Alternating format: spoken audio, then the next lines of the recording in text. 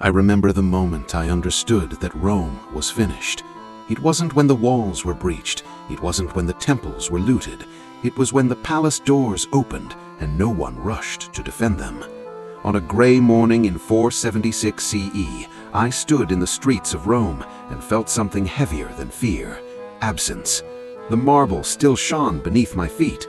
The roads still ran straight as they always had, but the power that once made the world bow had quietly slipped away.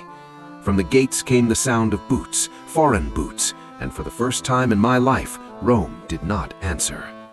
I had watched the empire weaken long before the barbarians arrived. Emperors came and went so quickly, I stopped learning their names. This is the Witness Chronicles on the fall of the Roman Empire, 476 CE. For more stories like this, give us a thumbs up, comment, and subscribe. Coins felt lighter in my palm. Soldiers on the walls spoke languages I did not understand, and worse, they no longer pretended this city was theirs to die for. Senators argued about tradition while paying outsiders to protect it. Rome still called itself eternal, but eternity had begun to fray. The first sack taught me that lesson. When the gates gave way, there was no thunder, just the slow crack of wood under pressure. The Visigoths moved through the city without haste. They did not burn everything.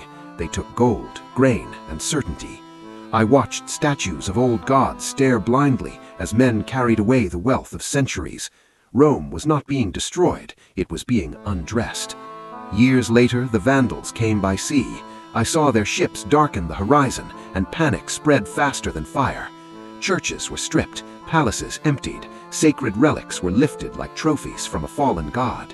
People whispered that the world was ending, but I knew better. Rome was simply no longer feared, it was available. Still, we told ourselves the empire endured, until the day I saw a child sitting on the throne.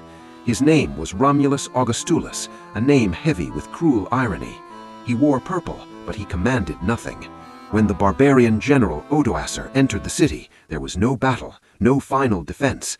I watched men lower their eyes as the imperial crown was taken away. The empire ended with documents, not swords. The symbols of power were sent east to Constantinople, as if Rome itself were admitting what we had all begun to feel: the West was finished. The world did not shake, the sky did not fall, life simply continued. That night I walked through the forums in silence. The lamps flickered against empty marble.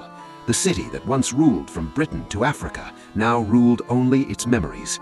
The barbarians did not kill Rome. They arrived after Rome had already forgotten how to live.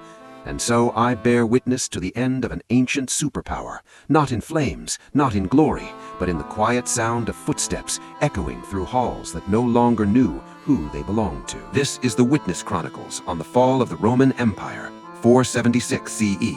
For more stories like this, give us a thumbs up, comment, and subscribe.